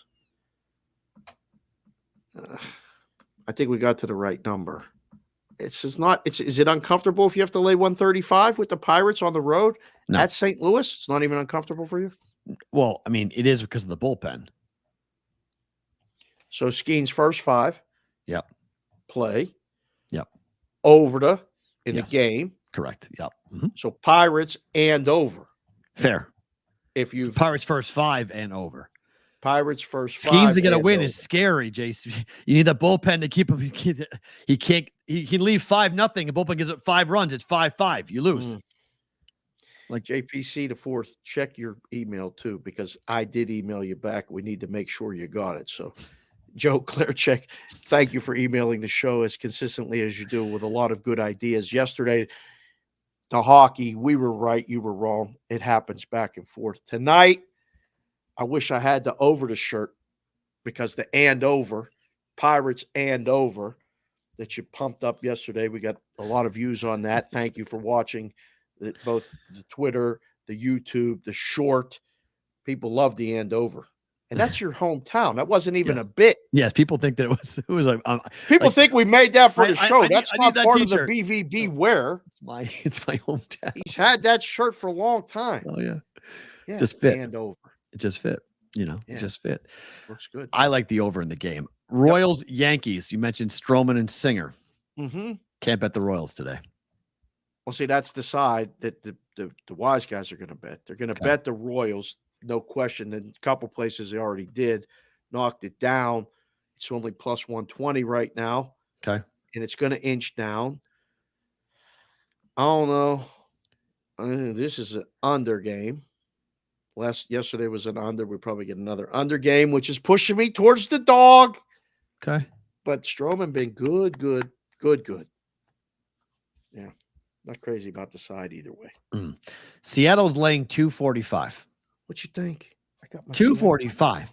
$2.45. Yeah. To win a dollar. To win a dollar. Yeah. For the newbies, that means you have to put up $2.45 to collect a total of $3.45. Your profit is $1. Seattle is dangerous. They're down 4-0 yesterday. Yes. Now their bullpen for the White Sox is horrific, but yikes. This is the uncomfortable lay of the day. Which, if you're going to, tweet at us at symbol Boston versus the book. If you're going to leave a comment, the YouTube is the same at Boston versus the book. The email, askthebvb@gmail.com. I know how to respond now. When you're going to come up with an uncomfortable lay of the day every day, I will put it on me to be a baseball play most of the time. But the uncomfortable lay of the day is the Seattle Mariners with the woo. The White Sox are going to win a game. Yep. Careful. Just be careful. Very careful. You lay minus 245, that's going to leave a mark. That's not going to be fun. And just wait in game. We'll put out an alert. Put it out in the Discord, boys. When they're losing, hammer When it. they're losing, put it out in the Discord channel. Seattle's losing, automatic. And to join the Discord channel, go to thebvbshow.com and join the Discord if you want those alerts. Woo is due for a stinker. He might be. And then one more. Yes. Tampa Bay is in last place in the American League East. Not going good. Not the Red Sox. They've lost 4 straight games. However, they are minus 140 favorites against the Cubs today. Yes. This would be if you ask me what the uncomfortable lay of the day is, this is it. Yeah. This is a weird one, right? It's going to get a lot of people. Eflin, sorry. Yeah, Eflin. They're gonna bet the Cubs today. The people are gonna bet the Cubs today. There's no question. this will be the game the Rays win. I was a day early with the Rays hat. Okay. I was a day early. Rays will win today. So today's the day they win? You get a good effort from Eflin. I think Okay. Rays first 5 if you want to keep the bullpen crap out of it. Okay. Rays will win today. And I usually bet with the streaks, but they played Baltimore. I didn't want to mess with Baltimore no more. Over 14 and a half outs. 14 and a half outs. Thank you, DeJuice. Good work. Just a quick one on the NBA finals market being wide open. Like Finals MVP. Yes, finals MVP market. What Yeah. what do you make of like who is it worth taking flyers on people right now, or is it going to be Holiday, or is it going to be Tatum? I feel like if Boston wins, it's going to be Tatum still. Why? Because he's had 2 Why very are you solid eliminating games. Brown? Like, I don't know why you're eliminating. Because I think Tatum's Jalen. had better overall games than Brown has had. I mean, just look at he almost had a triple-double last game. But if Brown has the game in game 3, I don't Fine. know who's going to have the game now in game 3. Okay, if Brown goes That's for 40, I'll that's give where it. you Yeah, gotta if Brown take the goes for shot, 40. right? Okay. If you have Tatum already, you're obviously not adding to the pot. Correct, You right, don't need to do that. You shouldn't do that, most likely. You should Right. be looking for backup plans. Right? Yeah. I mean, I don't think Luka's. I mean, if Dallas wins, Luka's going to win it. But the longer this series goes, the more I think Luka's going to struggle. He's not healthy. I put up a video. No. I put a video up that a Boston Celtics blogger put together of all the defensive, literal, like olays he's done on That was- defense. Whoop! Like it's just like he just goes whoop whoop. Like he doesn't play defense. He doesn't play defense. That was a good caption too you put on there. That was good. I enjoyed it. I was in the car today and I saw it when I was parked. He just is. He's defensive liability. He making business decisions Yep. on the defensive end of the court. He's going, I can't, I'm not, I'm good. Olay. Yeah. Yeah, he just goes like, and he's not trying on defense. Like he's just not at all. It's 4-on-5 defensively. Good. No, I was going to say Big Business just commented on there. He hurts when he watches Luka walk around. We're going to see Big Business on Friday. Yeah. I See you in can't Vegas. wait. That's Be going fun. to be fun. I can't wait to see you, Martin. Just a quick one on the College World Series. Only the SEC and the ACC are sending teams to Omaha this year for the College World Series. It's the first time that's happened since 1948. When does it start? College World Series? Yeah. Don't know the answer to that. Friday? I think it's Friday. Oh, when? Oh, I mean, this Friday? Yeah, I mean, when the series starts? Yeah, it starts this Friday. Yeah, this weekend. Yeah. It's either Friday or Saturday. I'm efforting to get some people that might know some stuff about some college baseball on the show to talk about. Friday regionals, super regionals, game 1, Friday, June 14th. Right. So game 1 is going to be North Carolina, Virginia Battle. in game 1. Game 2 is Tennessee, Florida State. 1 seed's Tennessee. Kentucky is the 2 seed. Friend of the show, Matt Lindeman, put up Jello shots odds. You know about the Jello shots thing? This I is know not- you know. it's not Explain it new. to the people This that is not don't. new. I lived there for 5 years. Yes. There's a bar in Omaha that you go in there and they keep track of the College World Series. You buy a Jello shot based on the color of the team you're cheering for. Right. And they keep a running tally throughout the entire College World Series. Yeah.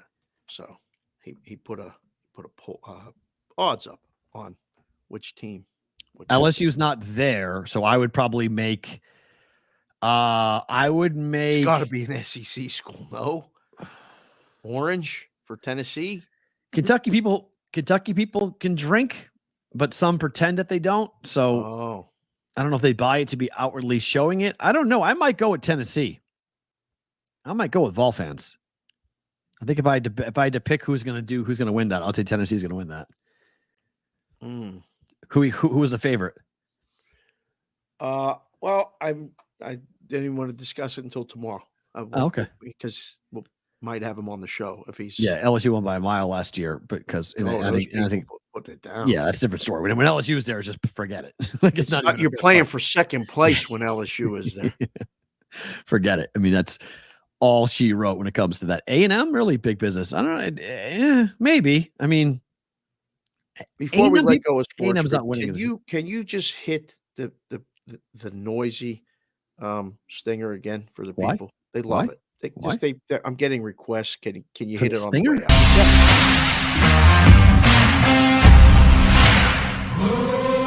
out? Why? I don't know. That's what they wanted. All right. You want it? They're chanting in the chat. Hit it again. Hit it again. You boys, you got it. You All produced right, there it is. Thank you if you guys are watching on Sports Grid, listening on Sirius XM. We appreciate it. We're back tomorrow, same place, same time for you guys. If you were live with us on YouTube or Twitter, don't move. You get bonus time.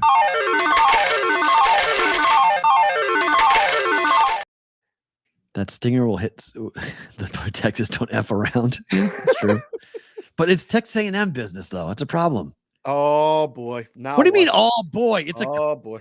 I'm getting it. The Aggies are a cult. It just is. Like, I'm sorry, it is. It's just, They don't drink. some do. No, they drink, but Oh boy! I don't know. They can't outdrink the SEC. They're in the SEC now, so I mean, Welcome. technically, but I don't know. I mean, We're gonna I'm need with a you. Conference map. It's going to be so. I mean, messed up. Texas A&M boys. Yeah, I mean, we're talking about Bud Lights. I might go with you, but Jello shots. I don't know. I mean, I catching strays. He just brought up A&M. I'm just saying. I mean, they're weird. It's a weird fucking school. It really is. It's a weird school. The whole fucking ring thing is weird. The whole this fucking thing, whatever this is, like, it's just a weird school, man. It just is. I mean, I don't know. Like, guy Does cheers. that have a name? I don't know what it is. That's what they do. You never seen the yell leaders? That's what they do. I've seen it, They go but on the people one that leg. are listening to the show Yeah. have no idea what you're doing. Their fight P-Ball song is looks like fucking he's weird. You're right. Shaking. A&M's fight song is weird, Stevie Anderson. You're absolutely right. A&M's fight song is odd. It's just a weird. Everything about it is weird. I've gone to multiple games there. It is a weird place. The whole waving back and forth thing that they do, and like, it's just they kiss. They kiss the girl when they score for the first score. They kiss somebody. Oh yeah. Like they like, it's just a whole, like, what is going on and why. Whole thing. Do you remember a shake weight? Of course, they're still out there. Yeah.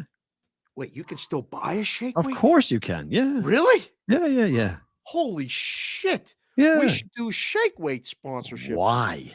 I think people would enjoy us shaking the weight like that. No? That's what the A&M Aggie, whatever they're called, yell leaders do. I mean, you know, the night before yell practice that they do and all that. It's a very, very interesting place. Akbar just popped in the chat. My guy Akbar. He said LMFAOOOOO. If it's a Bud Light, not Jello shots, put that on a t-shirt. I think it is. I would agree with that. I mean, My man. drink Bud Lights. Yeah, my guy, you know. Oh God. Yeah. Shake weights for jacking up and down. Now you're thinking, Clear Check. Now you're thinking. LL, do you think I would be this passionate about A&M fans if I hadn't been to Kyle Field? See, I love it. I love when they come at you. Hold on. Like, I might put the headband on for this one. No, I love when I'm they just do saying. this. You don't think I would say this if I haven't gone to games at A&M? I've gone to multiple games at A&M. So, like, this is, I'm not just saying this because, like, for the hell of it. Ask him. I've been to multiple games. I remember I lived in Houston for 2 years. Remember? Hello. So, like, I saw Bama play. TJ and I went to go see Bama at A&M together. And he kept on looking at me going, what the fuck are these guys' problem? I'm serious. Ask him. He kept Alabama TJ or Chicago TJ? Alabama TJ. Oh, I didn't meet Alabama TJ. Yeah, we saw Alabama and A&M together, and he kept on like looking over and going, the fuck are these people's problem? Yeah. Like, he's like, this is before they were going to join the conference. They hadn't joined the conference yet. And, you know, he was always like, these guys are coming to our conference. Like, this isn't going to work. Like, this isn't going to work. Like, it was really fun. LL, we're just kidding. Like, relax. Yeah, we're just playing around. Hold on a second. He said, go get that damn dog. Fucking dog at Cujo. I swear I almost let him out yesterday and then just go, hey, dog's out. And ain't coming back. Yeah, you don't have to reread your Matt Perrault biography before bed. You don't have to read that. He spent a lot of time in the South, started in Huntsville, lived in Houston, big SEC guy. He went to all the games. Holy crap. Is everything okay? Is everything all right? It's fine. She has one damn job. Keep the damn dog from barking. That's it.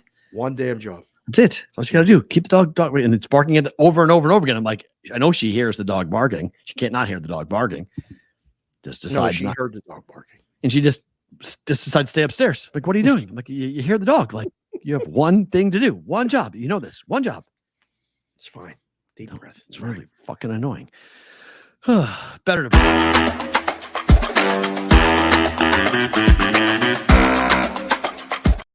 Two bets on a Tuesday. Yes, do your job. I agree. You're on, Sean. Do your damn job. I agree. One job. That's it. I agree. Move the damn dog. Yes. Yes.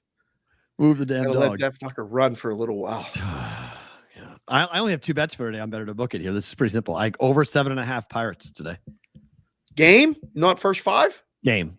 Skeens only gives up 1. Nicholas sucks though. Nicholas is 5.08 ERA at home. I hope you're right. I'll say bet it. I hope you're right with this. I'm worried that the Pirates don't score. Oh, Pirate against the bullpen, they'll score though. Again, and so will the Cardinals. The Cardinals might be a 3-1 final. Ouch. I don't know. I hope wrong. I say bet it, but 4-0. Paul Skeens, 5-0. Sorry, 5-0. Paul Skeens to the over in 5 starts in Major League Baseball. Right. So let's go. Every game is gone. Every game's gone over.